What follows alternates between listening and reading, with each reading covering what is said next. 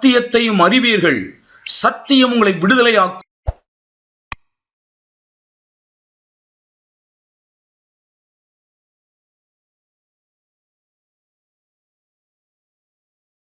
தேவனுடைய வார்த்தைக்கு நேராக நம்முடைய இருதயங்களை நம்ம எல்லாரும் திருப்பலாம்.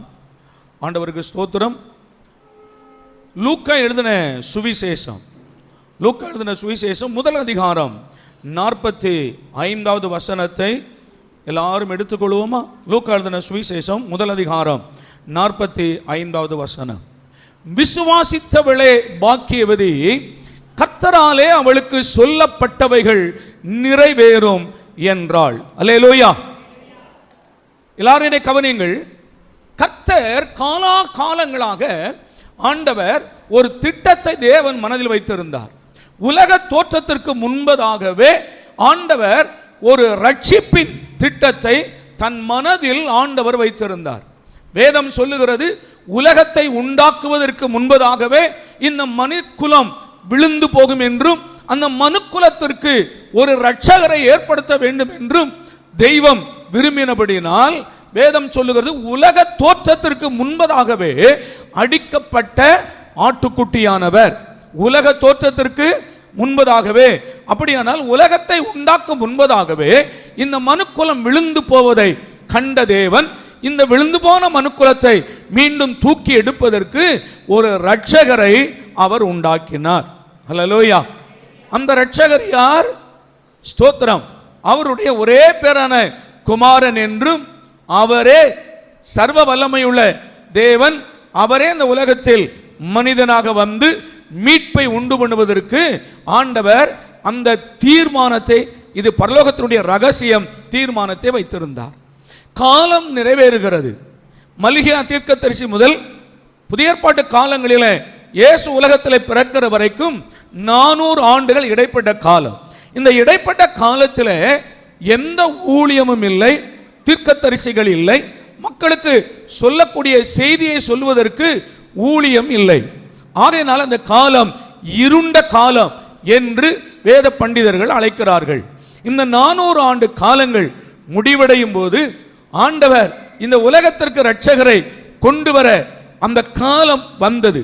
அந்த காலத்தில் ஸ்தோத்திரம், அநேக கன்னி பெண்கள், ஏசாயா 7ஆம் அதிகாரம் 14ஆம் வசனத்தை அறிந்த யூத பெண்கள் அநேகர் அந்த இரட்சகர் தன் வயிற்றில் வந்து பிறக்க மாட்டாரா என்று இவர்கள் ஏங்கிக் கொண்டிருந்தார்களாம்.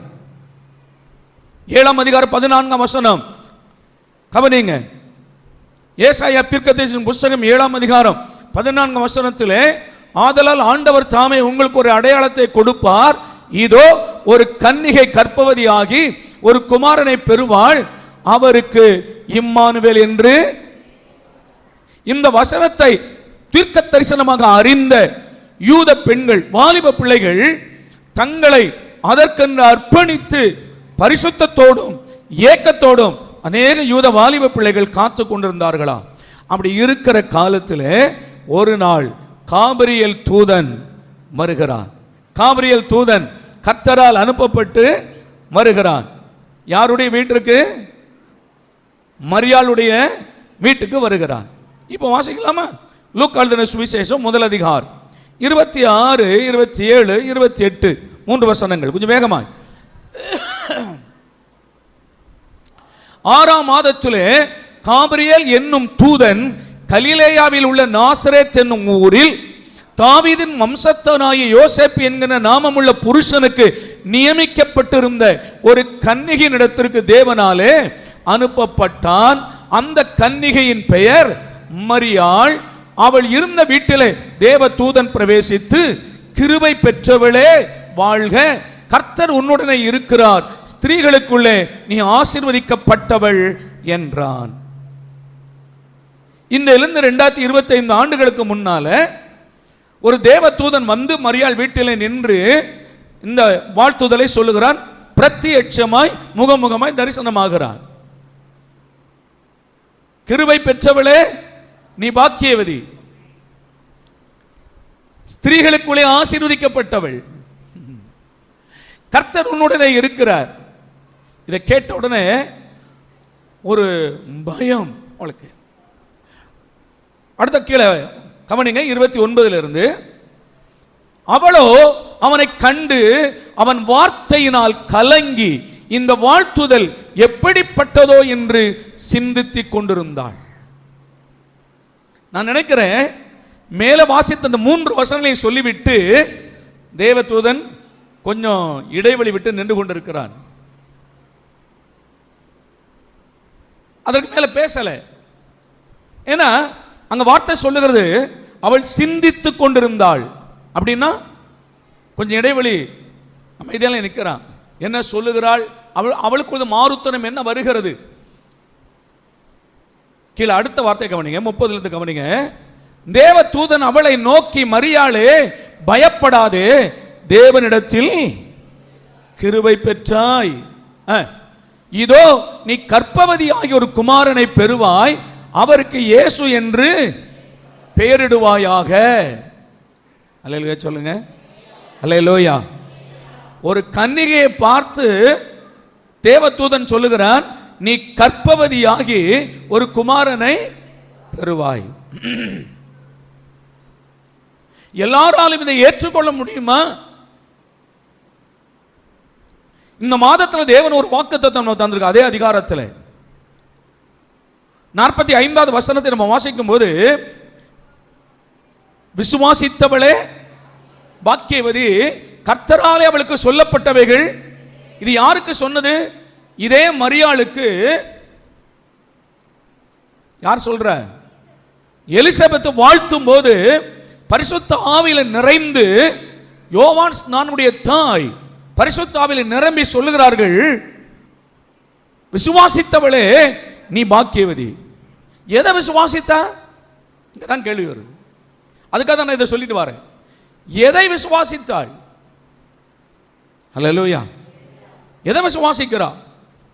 கர்த்தராலே அவளுக்கு சொல்லப்பட்டவைகள் நிறைவேறும். என்ன சொல்லப்பட்டதா? இதோ நீ கர்ப்பவதியாய் ஒரு குமாரனை பெறுவாய், அவருக்கு இயேசு என்று பெயரிடுவாயாக.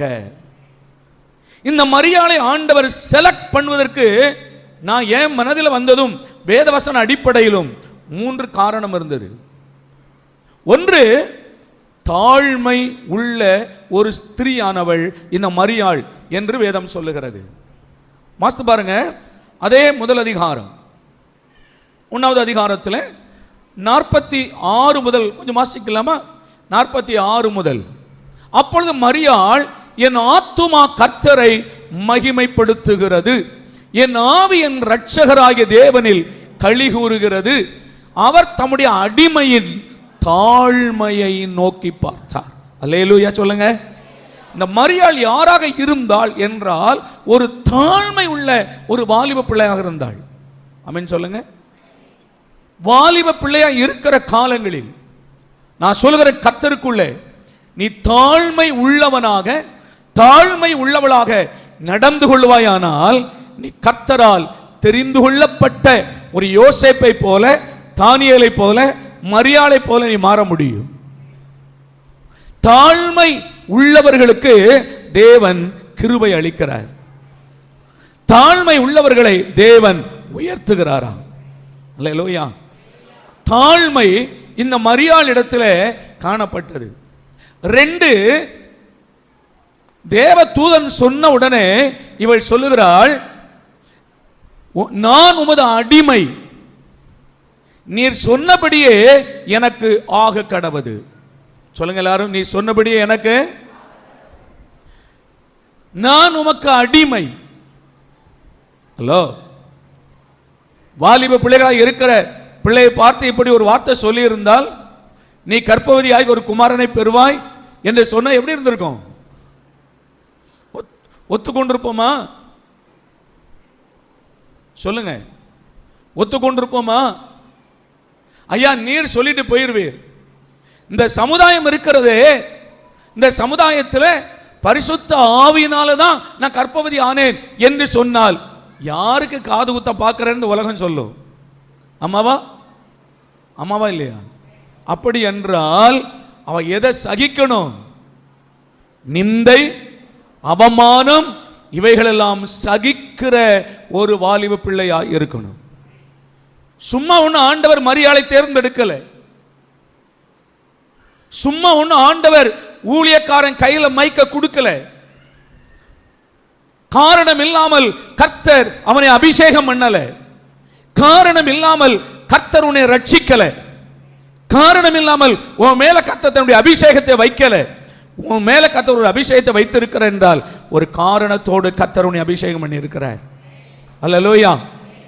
ஆண்டவருக்கு ஸ்தோத்திரம். ஒன்று, இவள் தாழ்மை உள்ளவளாக இருந்தால். ரெண்டு, சகித்துக் கொள்ளுகிறவளாய், கர்த்தருக்காக எதையும் சகிக்கிற ஒருவளாய் இருந்தாள். நான் சொல்கிறேன், உங்க வீட்டில் உங்க குடும்பத்தில் நீ ஆண்டவரை ஏற்றுக்கொண்டதுனால, நீ ரட்சிக்கப்பட்டதுனால, ஞானஸ்நானம் எடுக்கிறதுனால உன்னை நிந்திக்கிறார்களா, உன்னை அவமானப்படுத்துகிறார்களா, சந்தோஷமாய் நினை. கர்த்தருக்காக அதை மகிழ்ச்சியா எண்ணு. ஆமென். ஆண்டவருக்காக அதை மகிழ்ச்சியோடு ஏற்றுக்கொள். வேதம் சொல்லுகிறது, அப்போஸ்தலர் 4ஆம் அதிகாரத்தில் ஆண்டவருடைய நாமத்திற்காக நாங்கள் நிந்திக்கப்பட்டது நிமித்தமாய் சந்தோஷப்படுகிறோம். பவுல் சொல்லுகிறார், ஆண்டவருடைய நாமத்திற்காக நான் பாடுபட மட்டுமல்ல, நிந்தை அவமானங்களை சகிக்க மட்டுமல்ல, அவருடைய நாமத்திற்காக ஜீவனையும் கொடுக்க நான் ஆயத்தமாய் இருக்கிறேன்.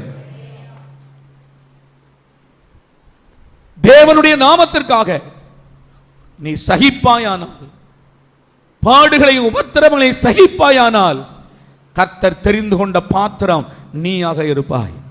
அல்லேலூயா. வீட்டில இருந்து வரும்போது ஒரு பைபிளை கையில எடுத்துட்டு வருகிறதுக்கு வெட்கப்படுகிறோம். கையில பைபிளை கொண்டு வர வெட்கப்படுகிறோம்.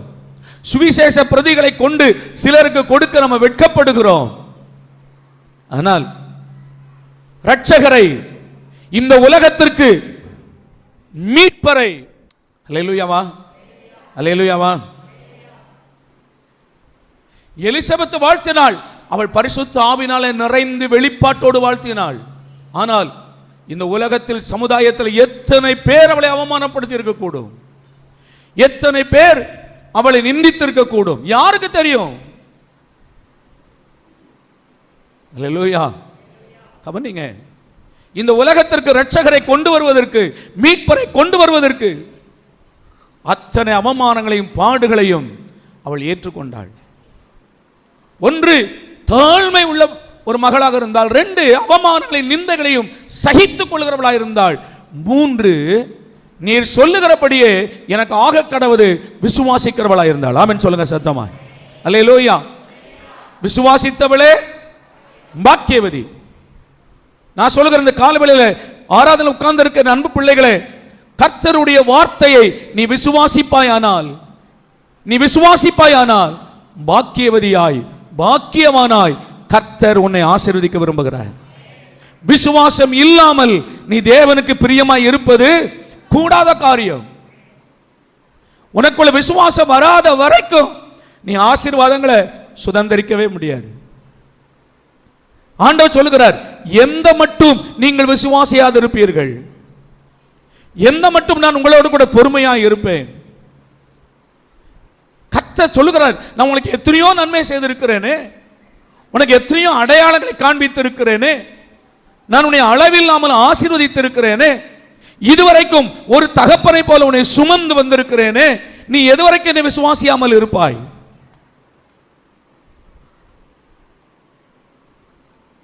நீ விசுவாசிப்பாயானால் நீ பாக்கியவதியாக இருப்பாய். அல்லேலூயா. கர்த்தராலே அவளுக்கு சொல்லப்பட்டவைகள் நிறைவேறும். எத்தனை பேர் நம்புறீங்க? கர்த்தராலே சொல்லப்பட்டவைகள் விசுவாசிக்கிறவனுக்கு நிறைவேறும். கர்த்தராலே சொல்லப்பட்டவைகள் விசுவாசிக்கிறவர்களுக்கு நிறைவேறும். அல்லேலூயா. இந்த வேத புஸ்தகத்தில் கர்த்தராலே சொல்லப்பட்ட வாக்கு தத்தங்கள் ஏராளம் ஏராளம் ஏராளம். இந்த ஒரு தலைப்பை வைத்து என் ஆயுள நாட்கள் முழுவதும் நான் உங்களுக்கு கர்த்தருடைய வார்த்தையை சொல்லிக்கொண்டே இருக்க முடியும். ஏனென்றால் இது அப்படிப்பட்ட ஒரு தலைப்பு. கர்த்தராலே அவளுக்கு சொல்லப்பட்டவைகள் நிறைவேறும். யாருக்கு? விசுவாசிக்கிறவனுக்கு, விசுவாசிக்கிறவளுக்கு. ஆமென். விசுவாசம் என்றால் என்ன? விசுவாசம் என்றால் என்ன? கண்களினால் காண்கிறவைகள் அல்ல. அல்லேலூயா.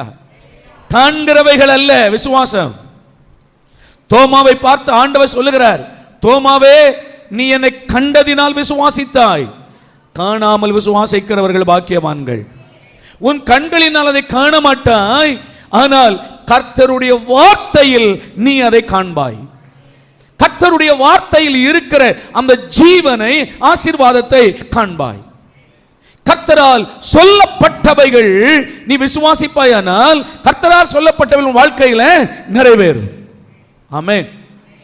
1ஆம் தேதி காலையில் ஒரு வார்த்தையை சொன்னேன், கர்த்தரால் சொல்லப்பட்ட ஒரு காரியத்தை சொன்னேன். இன்றைக்கு நான் ஒரு வார்த்தையை நான் உங்களுக்கு சொல்லுகிறேன். கர்த்தரால் சொல்லப்பட்டவைகளை நீ விசுவாசித்தால் அது உன் வாழ்க்கையில நிறைவேறும். அல்லேலூயா.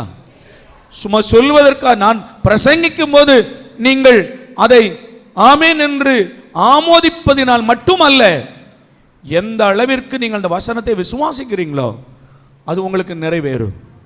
ஆமென். இன்றைக்கு கர்த்தரால் சொல்லப்பட்ட ஒரே ஒரு காரியத்தை உங்களுக்கு காண்பிக்கிறேன். ஏசாயா தீர்க்கதரிசியின் புத்தகம் 41ஆம் அதிகாரம் 10வது வசனம். ஏசாயா 41ஆம் அதிகாரம் 10வது வசனம். என் அன்பு பிள்ளையே, நீ விசுவாசித்தால், இது தேவன் உனக்கு சொன்ன வார்த்தை என்று நீ நம்பினால் இது உனக்கு நிறைவேறும். சத்தமா ஆமென் சொல்லுங்களேன். அல்லேலூயா. வாசிங்கள், நீ பயப்படாதே. 6 செய்தி இருக்கிறது இந்த ஒரு வசனத்தில். 6 வார்த்தைகள், 6 செய்தி இருக்கிறது. இதை நான் சுருக்கமா சொல்லிடுறேன். நீ பயப்படாதே, நான் உன்னுடனே இருக்கிறேன். ஒவ்வொன்றுக்கும் கமா இருக்கு பாருங்க. ஒவ்வொரு வார்த்தைக்கு என்ன இருக்குது? ஒரு கமா. அப்படின்னா என்ன அர்த்தம்? அது ஒரு செய்தி, தனி செய்தி. நில்லு. 6 செய்தி இருக்கிறது. சொல்றார், நீ பயப்படாதே. 1.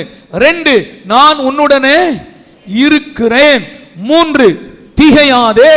4, நான் உன் தேவன். 5, நான் உன்னை பலப்படுத்தி உனக்கு சகாயம் பண்ணுவேன்.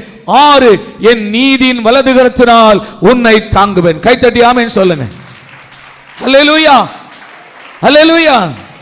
விசுவாசித்தவனே, விசுவாசித்தவளே, சத்தமா பாக்கியவதி சொல்லுங்க. நீங்க பாக்கியவான் சொல்லுங்க. சத்தமா, விசுவாசித்தவனே பாக்கியவான். கர்த்தரால் அவனுக்கு அவளுக்கு சொல்லப்பட்டவைகள் நிறைவேறும். வானமும் பூமியும் ஒளிந்து போனாலும் கர்த்தருடைய வார்த்தை ஒருபோதும் ஒழியாது. அதில் ஒரு உறுப்பாகிலும் ஒழியாது. சொல்லப்பட்டவைகள் நிறைவேறும். சரி, 1, கர்த்தர் சொல்லுகிறார், பயப்படாதே. எல்லாரும் சொல்லுங்க, பயப்படாதே. எப்படி சொல்றார்?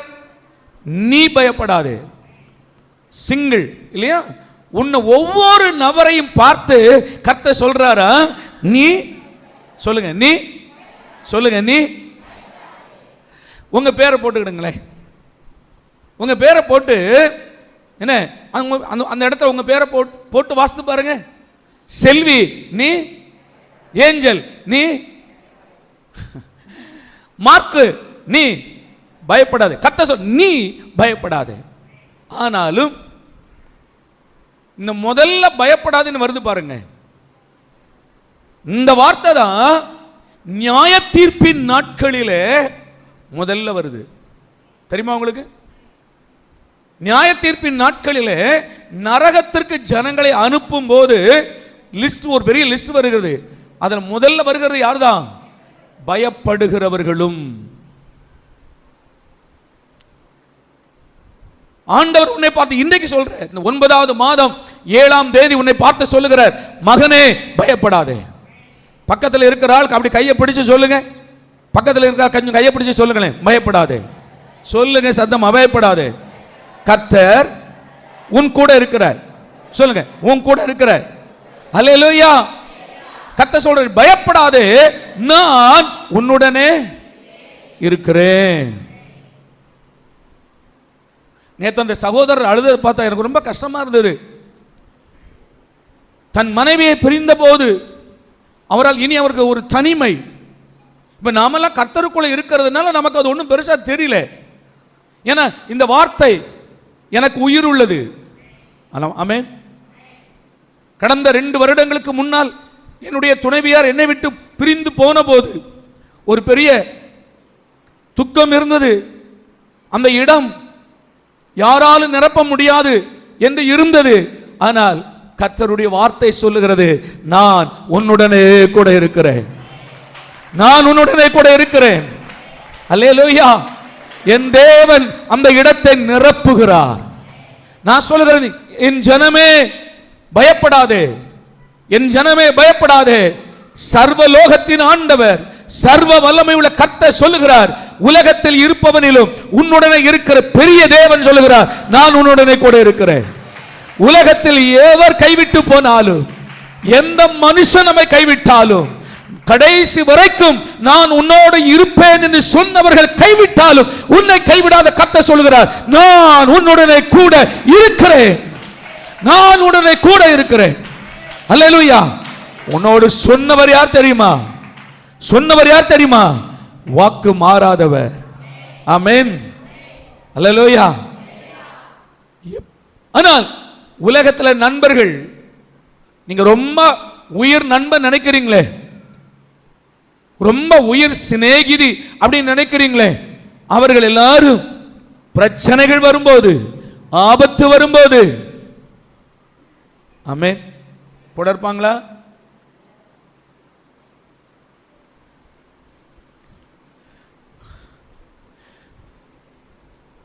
நம்ம எல்லாரும் ரொம்ப அன்பா பழகிறவங்க,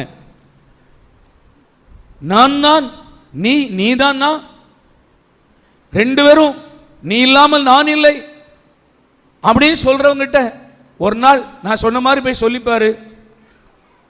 கொஞ்சம் தலையெல்லாம் உழைச்சி போட்டு போய், எனக்கு உடம்புக்கு சரியில்லை, டாக்டர்கிட்ட போனேன், ஒரு கிட்னி போயிட்டுன்னு சொன்னாங்க, என்ன ஒரு கிட்னி ஃபெயிலியர் ஆயிடுச்சு, அதனால என் சிநேகிதி ஒருத்தி இருக்கிறா, அவ என் உயிர், அவ கிட்னி எனக்கு தருவான்னு நான் சொல்லிட்டு வந்திருக்கிறேன் சொல்லிப்பாரு. அல்லேலூயா. நான் இதுக்கெல்லாம் பழகல. அம்மாவா, அன்றையிலிருந்து உனக்கு டாட்டா சொல்லிட்டு போயிடுவான். நான் உனக்கு நண்பனும் அல்ல, நீ எனக்கு சிநேகிதியும் அல்லன்னு போயிடுவான். அல்லேலூயாவா. ஆனால் என் தேவனோ அவர் சொல்லுகிறார். ஒரு வசனம் வாசிக்கலாமா? அதே ஏசாயா தீர்க்கதரிசியின் புத்தகம், ஏசாயா 43ஆம் அதிகாரம் 2வது வசனம். ஏசாயா 43ஆம் அதிகாரம் 2வது வசனம். இது சாதாரண வார்த்தையாய் கடந்து போகாதீங்க பிள்ளைகளே. நீ தண்ணீர்களை, அப்படின்னா என்ன தெரியுமா உங்களுக்கு? உன் வாழ்க்கையில வருகிற பயங்கரமான பிரச்சனைகள். சொப்பனத்தில் வெள்ளத்தை பார்க்கிறாயா? சொப்பனத்தில் திரளான தண்ணிகள் உனக்கு எதிராய் வருகிறதா? உனக்கு எதிராய் வருகிற போராட்டங்கள், உனக்கு விரோதமாய் வருகிற பிரச்சனைகள், சத்துரு வெள்ளம் போல் வரும்போது, வெளிப்படுத்தின விசேஷம் 12ஆம் அதிகாரத்தில் பார்த்தீங்கன்னா அந்த சர்ப்பம் தன் வாயிலிருந்து வெள்ளத்தை ஊற்றினது. நான் சொல்கிறேன், பிரச்சனைகள் வெள்ளம் போல வரும். திரளான தண்ணீரை பார்க்கிறாயா? போராட்டங்கள் வரும். உலகம் உன்னை விட்டு போயிடும். நான் யாரெல்லாம் சொந்த பந்தம் என்கிறார்களோ அத்தனை பேரை உன்னை விட்டு ஓடி போவார்கள். அல்லேலூயா சொல்லுங்க. அல்லேலூயா. உன் கையில கொஞ்சம் காசு பணம் இருந்தா நான் சொந்தம், நீ சொந்தம். உங்க அம்மா வழியில, அப்பா வழியில, தாத்தாவுக்கு பாட்டி வழியில சொந்தம்மா. உன் கையில பணம் இல்லை, உன்னை நடுத்தெருவில் விட்டுட்டு போயிடுவான். அல்லேலூயா.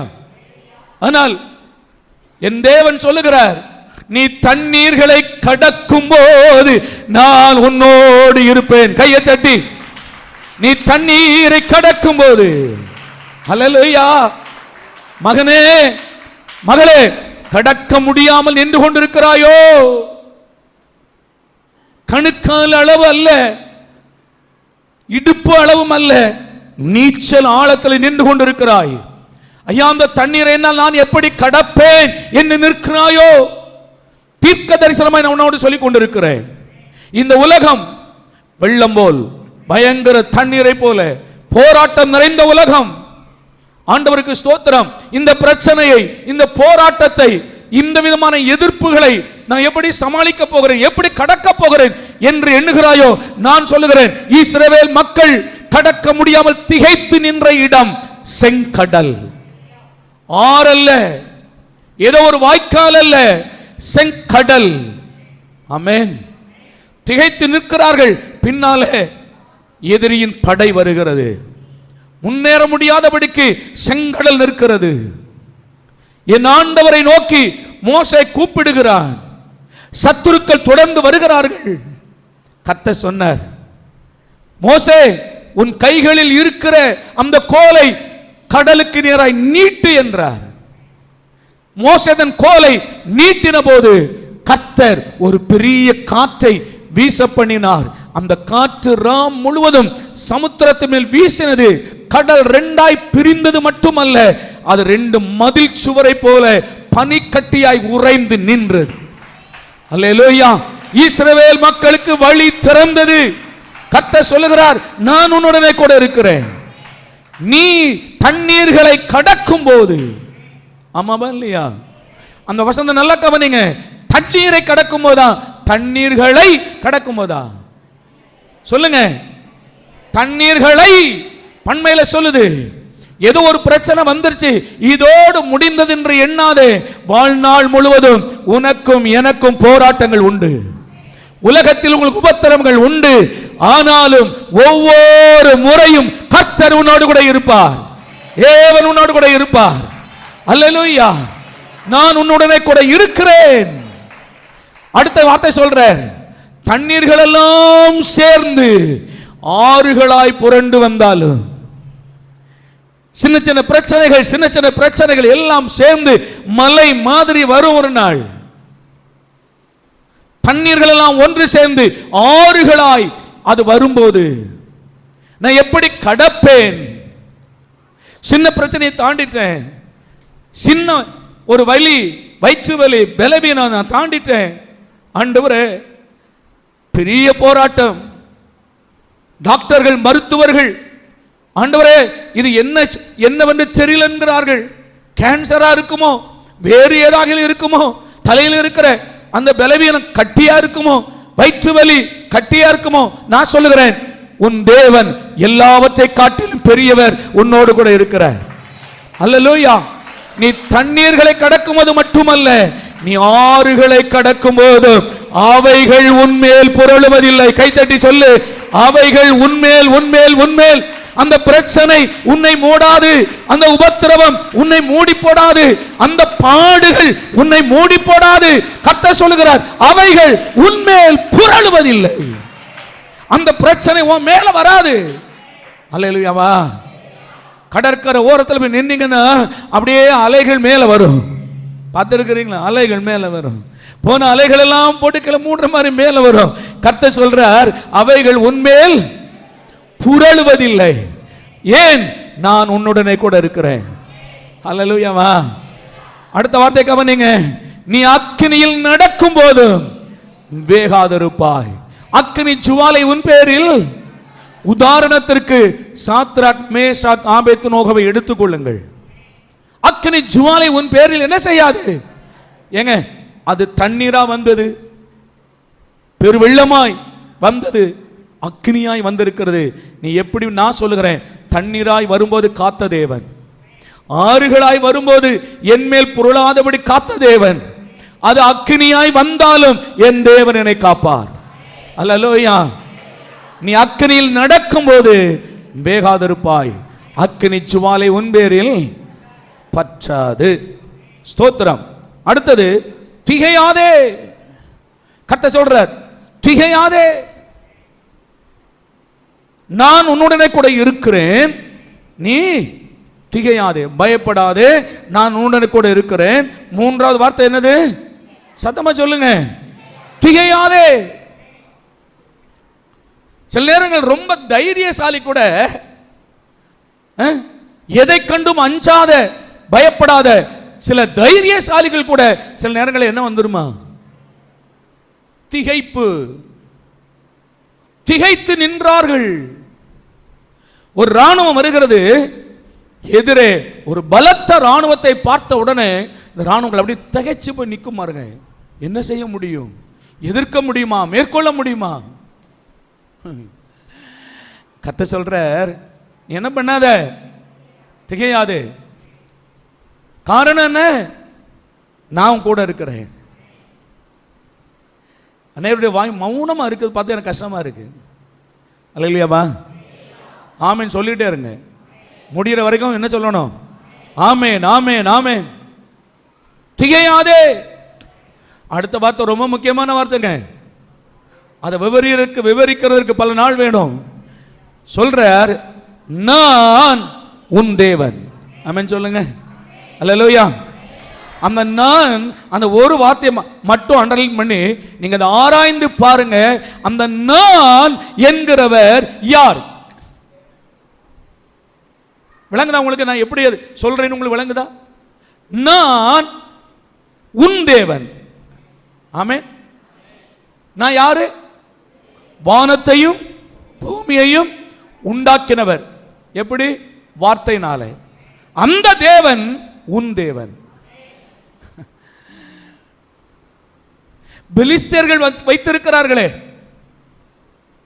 கல்லையும் மண்ணையும் ஆட்டுக்குட்டியையும் கன்றுக்குட்டியும் வைத்திருக்கிறார்களே, அப்படி அல்ல. நான் உன் தேவன். நான் சர்வ வல்லமை உள்ளவர், இல்லாதவைகளை இருக்கிறவை போல் அழைக்கிறவர், ஒன்றும் இல்லாமல் இருந்து எல்லாவற்றையும் உண்டாக்கினவர். நான் சொல்ல ஆகும், நான் கட்டளையிட நிற்கும். மரித்தவனை உயிரோடு எழுப்ப வல்லமை உள்ளவர். உலர்ந்த எலும்புகள் உயிர் அடையும், பட்ட மரங்கள் துளிர்க்கும். அல்லேலூயா. இந்த தெய்வம் சொல்லுகிறார், நான் உன் தேவன். எத்தனை பேர் இந்த தேவனை ஆராதிக்கிறது சந்தோஷப்படுறீங்க? அல்லேலூயா. இந்த தேவன் என் தேவன். இந்த தேவன் சதா காலமும் நம்முடைய தேவன். கரங்களை தட்டி சொல்லுங்க, இந்த தேவன் சதா காலமும் என்னுடைய தேவன். மரண பரியந்தம் என்னை நடத்துவார். சொல்லுங்க, மரண பரியந்தம் என்னை நடத்துவார், என்னை நடத்துவார். ஆமென். அவர் சொல்லுகிறார், நான் உன் தேவன், உன்னை பலப்படுத்தி. ஆமென். உன்னை நான் பலப்படுத்துவேன். பலவீனப்பட்டு நினைக்காத, சோர்ந்து போகணும்னு நினைக்காத, நஷ்டப்பட்டோன்னு நினைக்காத, வியாதி வந்துட்டு நினைக்காத. அல்லேலூயாவா. நான் உன்னை, சொல்லுங்க, நான் உன்னை, சொல்லுங்க, நான் உன்னை. கர்த்தர் சொல்லுகிறார், நீ பலவீனப்பட்டு போவதில்லை, அந்த வியாதிகள் உன்னை மேற்கொள்வதில்லை, நீ மரிப்பதில்லை. நான் உன்னை ஆசீர்வதிப்பேன், உன்னை பெருக பண்ணுவேன், கற்பத்தின் கனியை நான் உனக்கு தருவேன், கையின் பிரயாசங்களை ஆசீர்வதிப்பேன். நீயோ அநேக ஜாதிகளுக்கு கடன் கொடுப்பாய், நீ வாங்காதிருப்பாய். நான் உன் தேவன், உன்னை நான் ஆசீர்வதிப்பேன். அல்லேலூயா. உன்னை நான் பலப்படுத்தி, உன்னை நான் பலப்படுத்தி. ஏன் தெரியுமா? தாவீது சொல்லுகிறான், என் தேவன் கொடுத்த பலத்தினாலே நான் ஒரு சேனைக்குள் பாய்வேன், ஒரு மதிலை தாண்டுவேன். அவர் என்னை பலப்படுத்தினார். அல்லேலூயா. கர்த்தர் சொல்லுகிறார், பலவீனன் என்று சொல்லாத, நான் பலவீனன் என்று சொல்லாத, நான் உன்னை பலப்படுத்துகிறவர். பிலிப்பியர் 4:13 பவுல் சொல்லுகிறார், என்னை பலப்படுத்துகிற கிறிஸ்துவினாலே. சொல்லுங்க, என்னை பலப்படுத்துகிற கிறிஸ்துவினாலே. ஆமென். ஒரு குடம் தண்ணி எடுக்க முடியல பாஸ்டர், கொஞ்ச தூரம் கூட நடக்க முடியல, வெயில் வந்தா தலை சுத்துது, குனிஞ்சு ஒரு வேலை பார்க்க முடியல. நான் வேடிக்கைக்காக சொல்லல, பலிபீடத்தில் நின்று சத்தியத்தை பேசிக் கொண்டிருக்கிறேன். ஒரு வேலையை செய்ய முடியல, படபடன்னு வருது, தலை சுத்துது. சின்ன வயசு தான், குறைந்த வயது தான், ஆனா பலவீனப்பட்டு போயிருக்கிறேன். யாரிடத்தில் சொல்லனால முடியல. இந்த அருமையான வேளையில் நான் உனக்கு சொல்லுகிறேன், கர்த்தர் சொல்லுகிறார், நான் உன்னை பலப்படுத்துவேன், நான் உன்னை பலப்படுத்துவேன், நான் உன்னை பலப்படுத்துவேன். அல்லேலூயா. எபிரேயர் நிருபம் 11ஆம் அதிகாரம் வீட்டில் போய் வாசிங்க. அங்கே பலவீனப்பட்ட தன் கற்பம் செத்து போறது என்று அறிந்த பின்பு தேவனுடைய வார்த்தையை விசுவாசித்தவள் கற்பம் தரிக்கும்படி பலன் கொண்டாள். உன்னை பலப்படுத்துகிற கர்த்தர் நான் அல்லவா. ஆமே தானே? நியாயாதிபதியின் புஸ்தகத்தில் ஆண்டவர் கிதியோனை பார்த்து சொல்லுகிறார், பராக்கிரமசாலியே, நான் உன்னோடு கூட இருக்கிறேன், உன்னை பலப்படுத்துகிறவர் நான் அல்லவா. உன்னை பலப்படுத்தி உனக்கு சகாயம் பண்ணுவேன். சொல்லுங்க எல்லாரும், உனக்கு. சத்தமா சொல்லுங்க, உனக்கு. அப்படின்னா என்ன? சகாயம்னா என்ன? 1,00,000 ரூபாயில ஒரு காரியம் ஆகும் என்றால் கர்த்தர் சொல்லுகிறார், 1 ரூபாயில நான் முடிப்பேன். ஆமென். அதுக்கு பேர் என்னது? சகாயம். கர்த்தர் என் சகாயர். இதுவரைக்கும் சொல்லி சொல்லி நான் வாழ்ந்து கொண்டிருக்கிறேன். சத்தமா சொல்லுங்க, கர்த்தர். சொல்லுங்க, கர்த்தர் என் சகாயர். ஆமென். கர்த்தர் உனக்கு சகாயம் பண்ணுவார். என் நீதியின் வலதுகரத்தினால் உன்னை தாங்குவேன். ஆமென். உன் நீதியின் வலதுகரத்தினால் உன்னை தாங்குவேன். உலகம் சொல்லும், எதுவரைக்கும் தாங்க முடியும்? எத்தனையோ வருஷம் நாங்க தாங்கிக்கிட்டு தான் இருக்கிறோம். எது வரைக்கும் தாங்க முடியும்? மரத்துல ஏறுறவனை கை எட்டுகிற வரைக்கும் தான் தாங்க முடியும். அதுக்கு மேலேயுமா எங்களால தாங்க முடியும்? உலகம் அப்படி சொல்லும். ஆனா கர்த்தர் சொல்றார், நிக்காயின் கற்பத்தில் உற்பத்தியான நாள் முதற்கொண்டு நான் உன்னை தாங்கினேன், ஏந்தினேன், சுமந்தேன். இதுவரைக்கும் நான் அப்படி செய்கிறேன், இனிமேலும் அப்படி செய்வேன். கையை தட்டி நல்ல சத்தமா கடைசி செயல இருக்கிற வரைக்கும் நல்ல கையை தட்டி சொல்லுங்க, அல்லேலூயா. இதுவரைக்கும் நான் உன்னை தாங்கினேன், இனிமேலும் தாங்குவேன், இனிமேலும் தாங்குவேன். இடது கையினால் அல்ல, என் வலது கரத்தினால் நான் உன்னை தாங்குவேன். இது பலன் உள்ளது. ஆமாவா? எத்தனை பேருக்கு சந்தோஷமா இருக்கிறீங்க? கர்த்தர் சொன்னபடியே எனக்கு நடக்கும். விசுவாசித்தவளே பாக்கியவதி, கர்த்தராலே அவளுக்கு சொல்லப்பட்டவைகள் நிறைவேறும். எழும்பி நிற்கலாம்.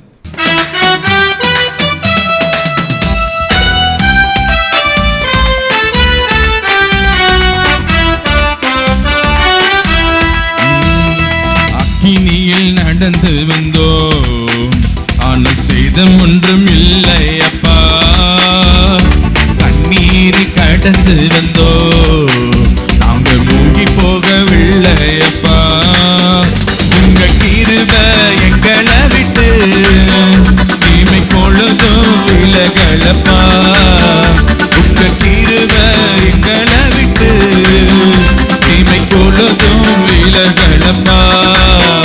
எங்கள் தேவன் நீர், எங்கள் ராஜாடி, நாங்கள் போற்றிடும் எங்கள் கண்மலை நீர்.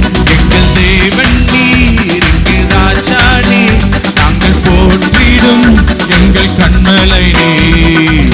கடலை நீர் பிளந்து செவ்வையான பாதை தந்தே, எரிகோவின் கோட்டைகளை யோசனையால் தகர்த்தே. கோலியாத்தின் கோஷங்களை ஒரு நொடியில் வென்று விட்டே. கோலியாத்தின் கோஷங்களை ஒரு நொடியில் வென்று விட்டே. எங்கள் தேவன் நீர், இயேசு ராஜாடி, நாங்கள் போற்றிடும் எங்கள் கண்மலை நீர். எங்கள் தேவன் நீர், இயேசு ராஜாடி, நாங்கள் போற்றிடும் எங்கள் கண்மலை நீர். பலவித சோதனையா உடமிடப்பட்டோமையா, உன்னாக மாற்றிவிட்டே, ஒரு இதயம் தந்து விட்டே. எங்கள் தலையை எண்ணெயினால் அபிஷேகம் செய்து விட்டே. எங்கள் தலையை எண்ணெயினால் அபிஷேகம் செய்து விட்டே. எங்கள் தேவன் நீர், இயேசு ராஜாடி, நாங்கள் போற்றிடும் எங்கள் கண்மலை நீர். இயேசு நாதார, நாங்கள் போற்றிடும் எங்கள் கண்மலை நீர். வருடங்களை உமது கிருபையினால் கடந்தோ, இனி வரும் நாட்களெல்லாம் உந்த மகிமைதனை காண்போம். எங்கள் ஆயுள் உள்ளவரை இயேசு நாமத்தை உயர்த்திடுவோம். எங்கள் ஆயுள் உள்ளவரை இயேசு நாமத்தை உயர்த்திடுவோம்.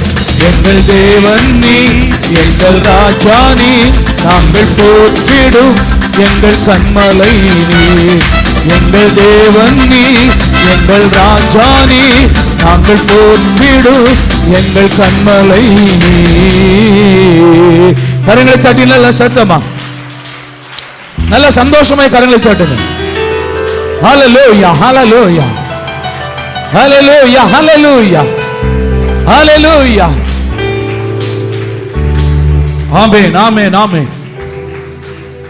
இந்த காலையில கர்த்தர் சொல்லுகிறார், என் பிள்ளைகளோடு நான் பேசி இருக்கிறேன், என் ஜனங்களோடு என் வார்த்தையை கொண்டு நான் பேசி இருக்கிறேன்.